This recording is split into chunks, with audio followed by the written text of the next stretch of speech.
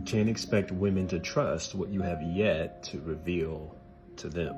I had a conversation with a married man once upon a time that was revealing to me a lot of business ideas, a lot of different things that he was looking to get into, to create.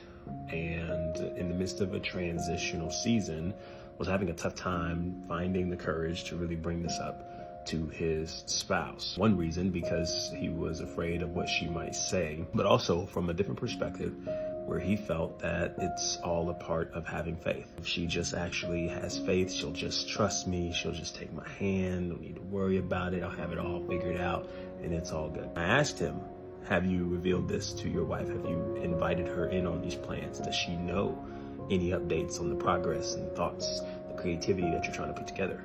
He simply said no, for all the reasons that I just gave you. I went ahead and shared a few thoughts with him based on some interesting things that I know of so far when it comes to witnessing marriages around me, successful marriages around me, from coaches and family members, parents, so on and so forth, that I think would have been beneficial for him to hear, that I think is beneficial for you to lean in on. Number one is the frustrations that she expresses prior to this and even throughout the duration have less to do with you not doing enough as much as it is about her feeling left in the dark. And when it comes to communicating, when it comes to really inviting one another into an opportunity, into something that you're both creating, into something that you're both wanting to cultivate, it is important that you let one another in on the details and what's taking place. Because see, the frustrations, the anger, the shouting, the dismissive attitudes and approaches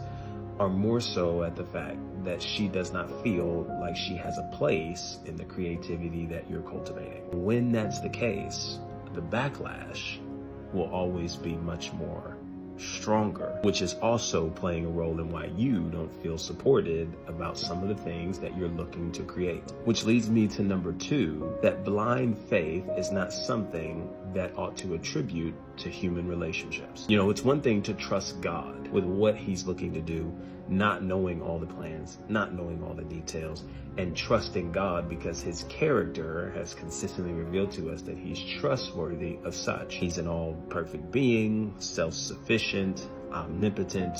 We can go down the list. God's character is suitable for us to be able to trust him in a direction where we're holding his hand in the unknown. But when it comes to building interpersonal relationships with one another, when it comes to building on the marriage with your spouse, asking one another to follow each other blindly isn't suitable and is not applicable, especially when you have yet to show them that you are capable of being trusted to such a degree. Evidence, progresses, receipts, updates, communicative plans, all these things are important if we are really wanting to cultivate a healthy marital relationship or any kind of relationship with somebody that we're looking to do life with. And just putting them in the backseat, treating them like they're a toddler, and telling her to put her ideas in a suggestion box in efforts of telling you that you got it and to just trust you is extremely dismissive to her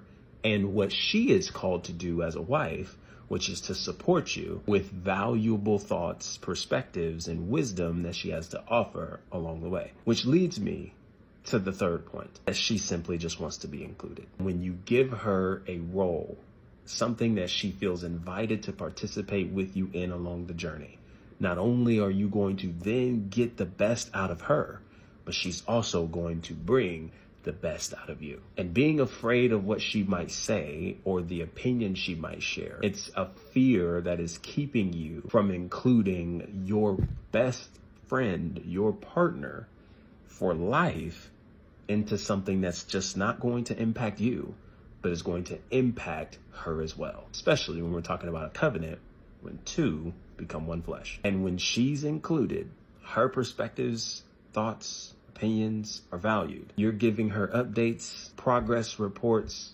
communicating plans, and simply inviting her into the creativity that you're putting together. The very feelings you have of her not supporting you, the support you need, can be solved one day at a time. Because even though you may have a plan, she now is able to get in position to give you the support you need because she's aware of the direction you're going, which ultimately brings the best out of both of you as you're now aligning on the same team, bringing out the best in each other. I hope this made sense.